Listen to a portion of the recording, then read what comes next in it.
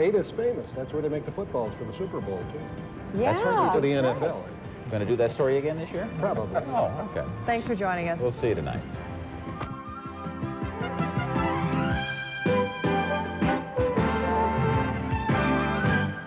Good evening. This is the CBS Evening News. Dan Rather reporting. President Reagan was holding out today, still refusing advice that he admit mistakes and take more blame for the Iranian arms scandal. He did it even as evidence mounted that his CIA director was deeply involved in the whole embarrassing and possibly illegal mess. At the same time, the president and the rest of the country got a surprising piece of good news. The Germans caught an alleged Iranian-backed terrorist, one believed to have murdered an American. David Martin begins our report. The arrest was made here at the Frankfurt airport. A man fitting the profile of a terrorist was stopped for questioning and found to be carrying grape juice bottles filled with explosives. Then, as one U.S. official put it, bingo. The suspect's fingerprints match those taken off this plane, the hijacked TWA 847 jetliner. We must land at Beirut. We must land at Beirut. No alternative. The suspect, 22-year-old Mohammed Hamadi, was one of 3 alleged hijackers indicted in the U.S. for the murder of Navy diver Robert Steedham, one of 40 Americans held hostage during the 17-day ordeal. The hijacking had ended with this press conference, and U.S. officials say they lost track of the hijackers once they disappeared into the streets of Beirut. When Hamadi re-emerged in Frankfurt on Tuesday loaded with explosives, he was apparently planning to bring Beirut's holy war to Western Europe. They have been planning to move into Western Europe, and they have got supporters and sympathizers in many Western cities. Police in Europe suspect Hamadi was working with this man, Bakir Kadar. He was picked up Monday at the airport in Milan, carrying 25 pounds of explosives hidden in picture frames and chocolate Easter eggs, plus 36 detonators inside a radio. Both men had flown out of Beirut airport aboard Middle East Airlines. I think we should ban flights in and out of Beirut until the authorities can bring the airport situation under control. Both men are said to be members of Hezbollah, the so-called Party of God, a pro-Iranian group believed to be holding some of the American hostages in Beirut. There is concern tonight among U.S. officials that any action they take against the accused hijacker of TWA 847 may trigger reprisals against the hostages. David Martin, CBS News, the Pentagon. They just shot a passenger to the 847.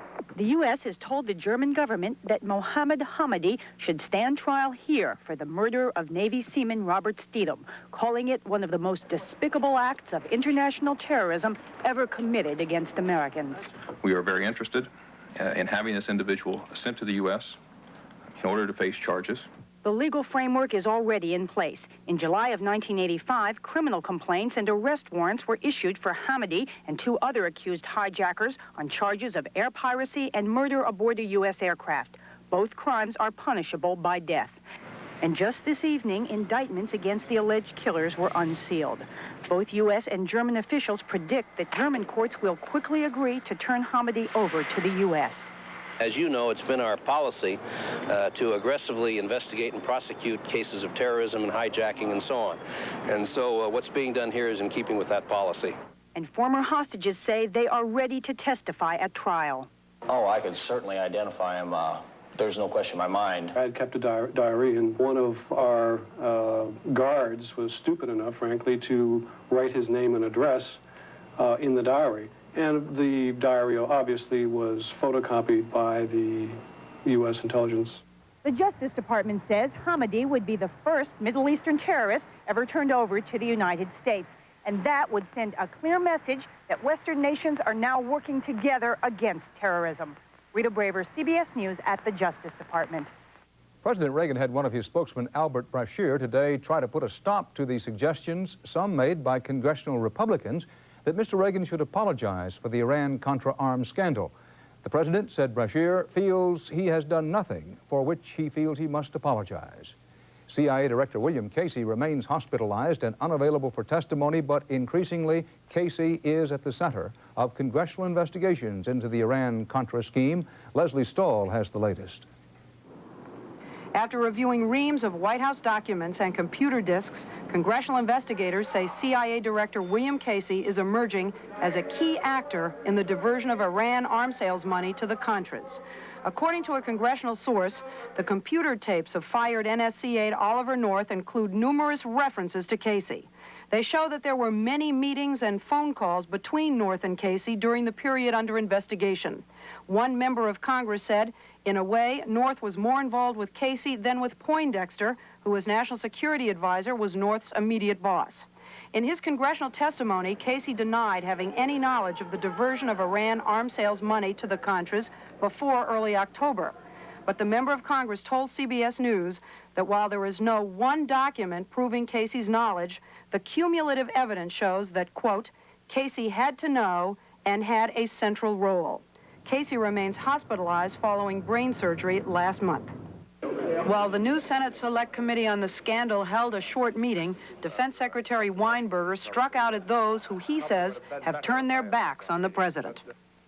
These are summer soldiers and sunshine patriots, and they seem to have forgotten exactly what and who it is who is largely responsible for the favorable turn in American policies over the last 6 years. A congressional source says that what is remarkable in the documents reviewed so far is that there is no discussion of options, no outlining of the costs of failure, and no analysis of how to limit the damage if the covert operations were ever disclosed. Leslie Stahl, CBS News, Washington. At least 10 people died today when a computer plane about to land and a private plane that had just taken off collided in the skies over the Salt Lake Valley. CBS News correspondent Jerry Bowen reports from Los Angeles. The SkyWest commuter flight with 6 passengers and 2 crew aboard was inbound from Pocatello, Idaho to Salt Lake City 2 hours behind schedule when the collision occurred. The plane simply dropped off the radar 8.5 miles from the airport, according to the FAA.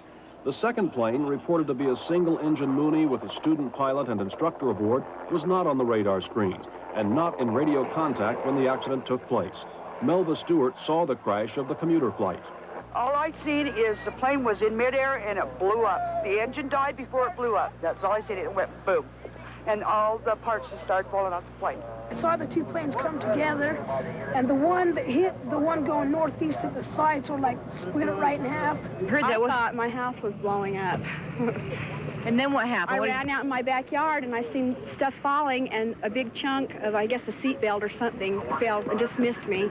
And I thought, what the hell is happening? The wreckage was strewn over a 6-block residential area, some of it near a private school, but amazingly, no one on the ground was injured.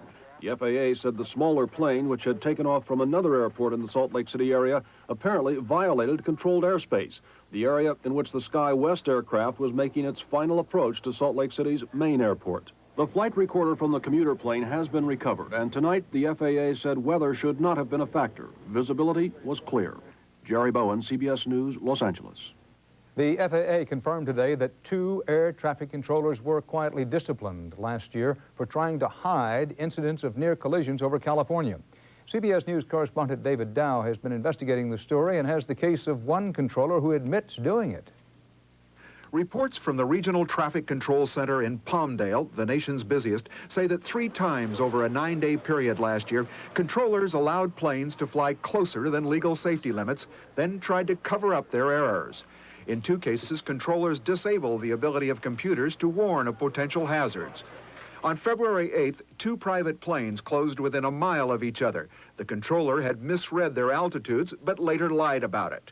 5 days later, a commercial DC-9 and private jet missed each other by 2.5 miles, triggering 3 alarms. Each time, the controllers shut them down. And on February 16th, a SkyWest commuter plane and private aircraft were on a collision course less than 4 miles apart when a controller deactivated the alarm system. Under federal rules, planes under control must be kept at least 5 miles apart. Officials say the mistakes were serious, but even more serious were the attempted cover-ups, 2 of them by one controller who was severely disciplined. The other, who subsequently resigned, admits he was wrong. I was more concerned about keeping airplanes from running into each other than I was the 5-mile rule. It was breaking the rules, that is correct, and it shouldn't have been done. Controllers say the operating errors at Palmdale are symptomatic of a broader national ill. More traffic, fewer controllers, and in each of the last 5 years, more near misses. It's a rubber band, and it's stretched as far as it can go. Officials say the Palmdale errors were revealed by so-called snitch machines, machines that record everything on a radar screen. They say there have been no further cover-ups since last February's incidents. David Dow, CBS News, Palmdale, California. Still to come on tonight's CBS Evening News, Martin Luther King remembered amid charges that racism fuels reluctance to observe his holiday. And how much pain do babies feel operating on babies without anesthesia? Why there is new debate over that practice. The big news in nutrition is calcium. But if you're looking for calcium in your cornflakes, we've really got news for you. There's none there. Product 19, Raisin Bran, and grape nuts are nearly bone dry, too. And so are most major brands, except Whole Wheat Total. Now, besides 100% of 9 vitamins and iron, Total's the only major cereal that's an excellent source of calcium. See? Calcium isn't so hard to find if you know where to look. Total, the only major cereal that's a major source of calcium. I'm about to offend a lot of steak lovers by covering this beautiful sirloin with ketchup. You wouldn't do that, right? Yet you'd pour ketchup on a burger. And isn't that chopped steak? Try A1 steak sauce on your burger instead of ketchup. Its herbs and spices bring out the natural flavor of steaks. It makes hamburgers taste like steak burgers. So don't cover it, discover it with A1. And save the ketchup for your fries. In Geneva today, the United States and the Soviet Union began a new round of arms control talks. American negotiator Max Kampelman and the new Soviet negotiator Yuli Vorontsov exchanged warm greetings in the snow. They held a one-on-one meeting over lunch. No word on what they said. As they talked, the United States conducted the first test of a new multi-warhead nuclear missile off the Florida coast. CBS News correspondent Peter Van Sant was there. 2, 1, D0. A Trident II missile, which experts say will become one of the most powerful and accurate nuclear weapons ever deployed by the U.S., was successfully launched this morning on its first test flight from the Cape Canaveral Air Force Station. I think it's certainly good news for the strategic modernization program. It seemed to go off pretty much as advertised. The new missile will be carried on Trident submarines, beginning in late 1989. When launched at sea, officials say that Trident II will match the accuracy of our land-based missiles, hitting Soviet missiles in their silos. The major change is the increased accuracy. The United States can hold at risk the Soviet ICBM force. During today's launch, about 30 anti-nuclear protesters wailed at the main gate of the Air Force Station. These protesters had hoped to force a cancellation of today's test flight by infiltrating the launch site. That tactic failed, but they say they will continue their demonstrations. This is only the beginning. Our nonviolent occupation of the test site will continue as long as is necessary. More than 60 protesters have been arrested this week, many trying to illegally enter the launch area. Hundreds are expected for a major protest this weekend. Navy officials say the demonstrations will have no effect on their plans to continue with at least 20 more test flights. Peter Van Sant, CBS News, Cape Canaveral, Florida. Soviet-backed government troops in Afghanistan began what they call a unilateral ceasefire today, a move that's already been rejected by the Muslim rebels and the United States as a Soviet propaganda ploy. Afghan leader Najibullah said he had reached agreements with Moscow, paving the way for complete withdrawal of 110,000 Soviet troops, but he said the pullout depends on an end to what he called aggression by the rebels.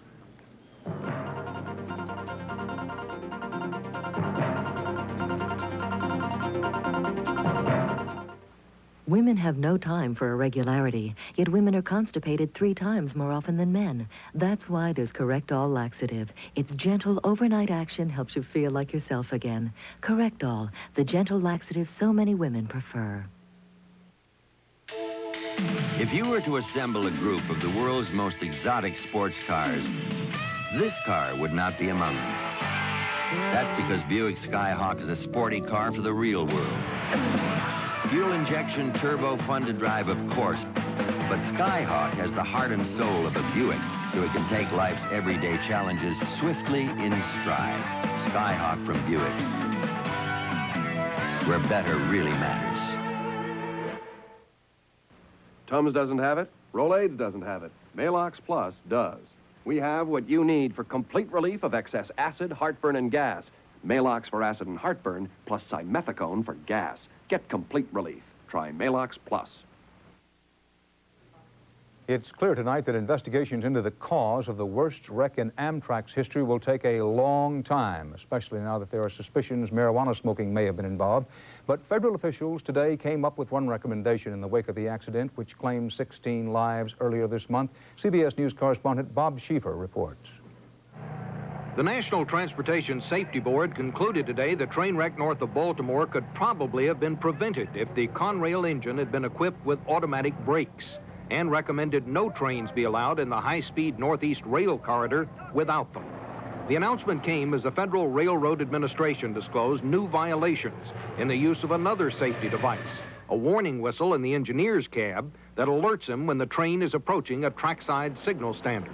This is the one device on the train that ensures that a crew will be attentive and will see a signal. Investigators discovered that the whistle on the Conrail train had been taped over, apparently to reduce the noise. Today, Riley told CBS News that an inspection of other trains in the Northeast Corridor turned up 6 more whistles that had been taped. And I think one of the major issues coming out of this is how do you stop tampering with critical safety devices? Meanwhile, disclosures that the engineer and brakeman on the Conrail train both showed positive for marijuana after a drug test, and that the engineer was facing trial for drunk driving in an automobile and had numerous other traffic violations, triggered calls for tougher standards for engineers. I think that somehow their driving records and these other records must be made available to the company for which they work. Lawyers for the rail workers don't agree. The regulations and the laws are there. The problem is in the enforcement at the Federal Railroad Administration. The Senate opens the first congressional hearings into the accident next week. House hearings are expected soon after. And at the rate that safety violations are now coming to light, the investigators may be at it most of the year. Bob Schieffer, CBS News, Washington. A follow-up tonight to a recent auto safety report by CBS News 60 Minutes correspondent Ed Bradley. The makers of the Audi 5000 said today they will comply with a U.S. federal request and recall 250,000 of the cars with automatic transmissions. Some of the Audi 5000s have had sudden, unexplained accelerations, reportedly causing 250 injuries and 5 deaths. Audi says the car is not defective, but will install a device to prevent such accidents. A private auto safety group says the Audi recall plan won't solve the problem, that at least 3 Audis had sudden acceleration episodes after the new device was installed. The Secret Service said today that it certainly will oppose any more trips outside a psychiatric hospital by John Hinckley, the man who shot President Reagan and 3 others in March of 1981, was given a 12-hour pass to have a meal with his parents in the Washington suburbs on December 28th. The Secret Service objected, but was overruled at the time by Hinckley's doctors. Hinckley was committed to a Washington psychiatric hospital after he succeeded in defending himself with a plea of guilty by reason of insanity.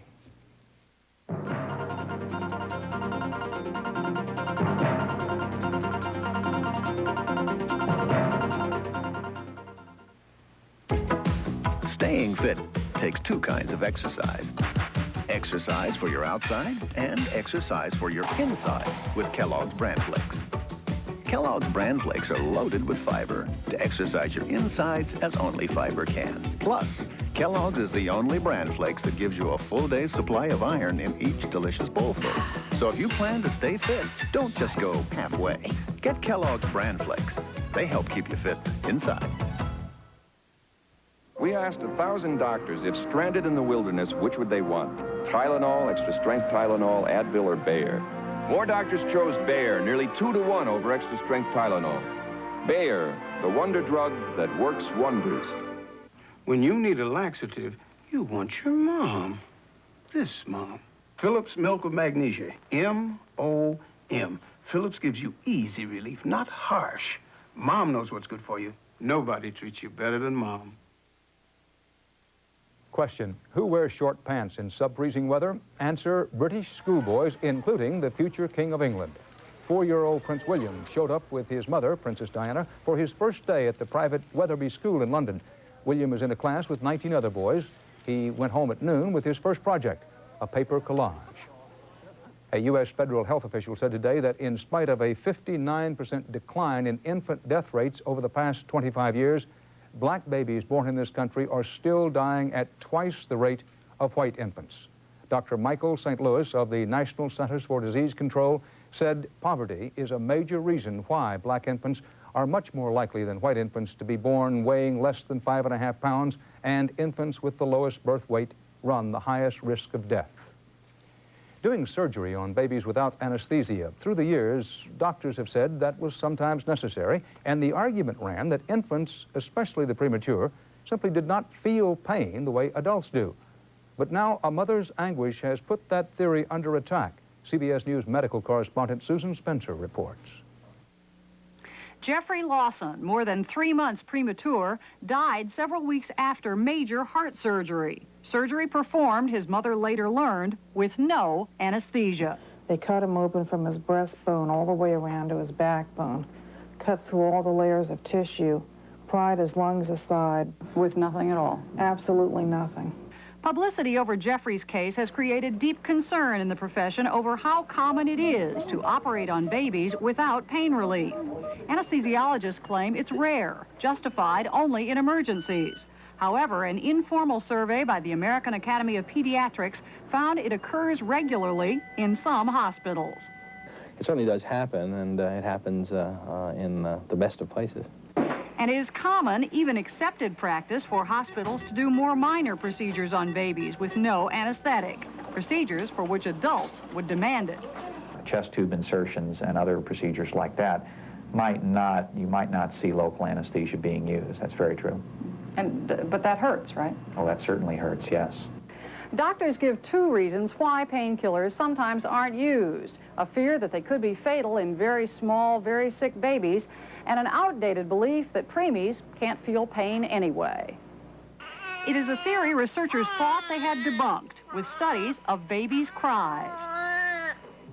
About 1 million babies a year are circumcised routinely without anesthesia. Dr. Porter analyzed babies' cries before that procedure and during it. I think that baby is in pain. This experiment involved full-term babies, but research on preemies has found that their bodies, too, respond to painful stimuli much as an adult's would. But anesthesiologists say that with the new, safer drugs, they don't have to hurt, that it's possible today to relieve pain for even the sickest baby. There may be rare instances when it's necessary to reduce the amount of pain-relieving medicine, but it should be extremely unusual. A few hospitals are starting to offer anesthetic for circumcisions. Some now use local anesthetic for invasive procedures. As for major surgery, anesthesiologists hold up the case of Jeffrey Lawson as a bizarre exception and hope they're right. Susan Spencer, CBS News, Washington.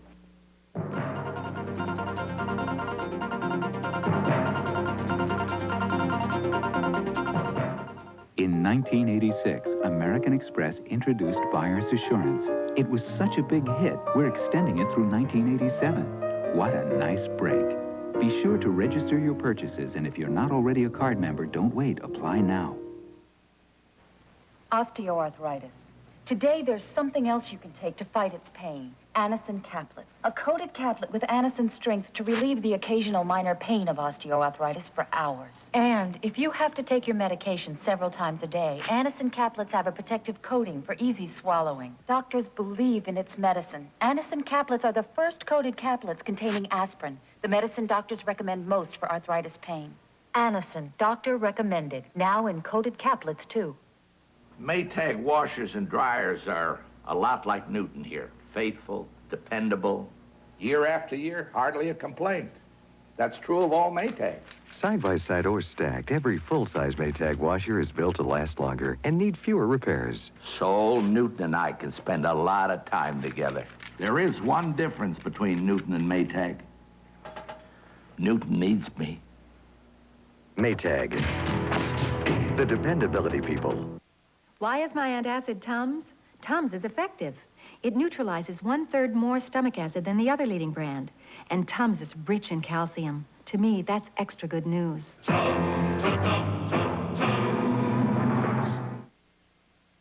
Today would have been Martin Luther King Jr.'s 58th birthday.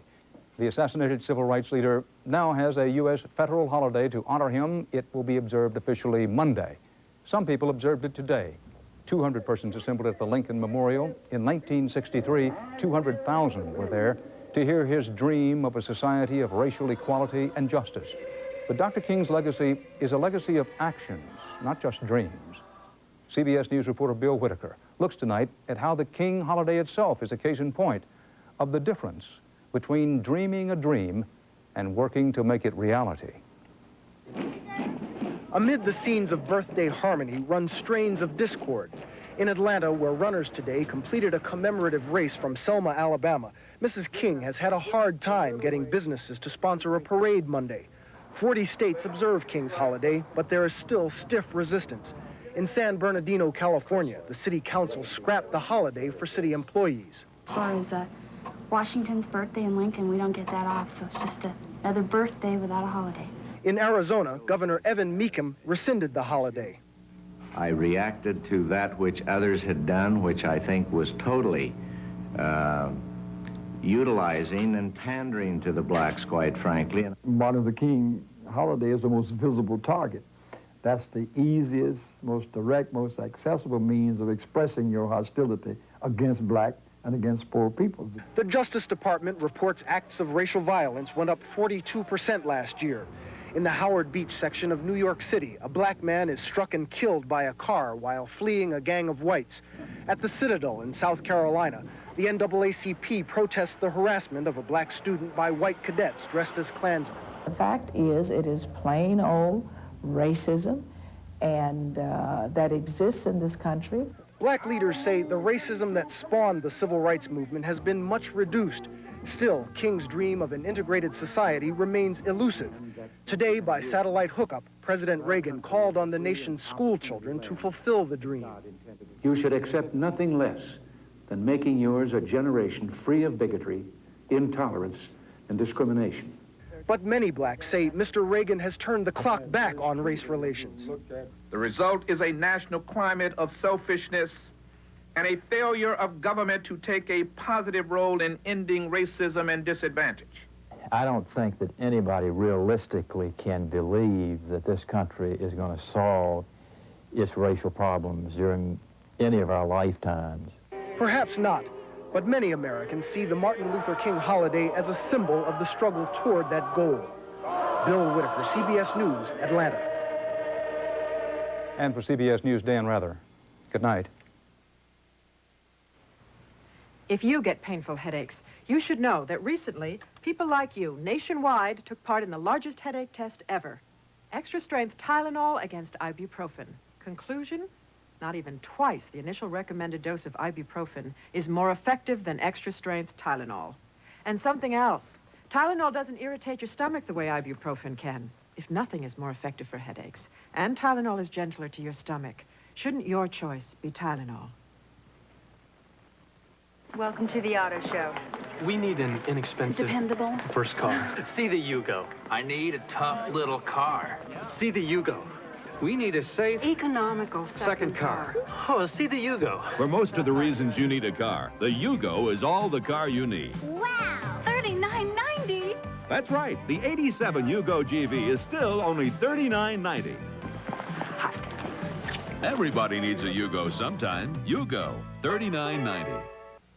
I've been taking Metamucil goodness knows how long. It works, but it's gritty. Now there's great-tasting Citracel. Let's compare. Both have fiber for regularity, but Metamucil is gritty, so it won't all go through the strainer. Citracel mixes completely. Its special fiber pours right through. And Citracel's every bit as effective as Metamucil. Citracel. Great taste, no grit. This is CBS. Get out. In the meantime, bundle up, prepare. It's going to get cold in the next several days. A little bit of snow. A little bit of snow tomorrow. The real cool stuff Friday. All right. We'll see you tonight, out of NBC. Good evening.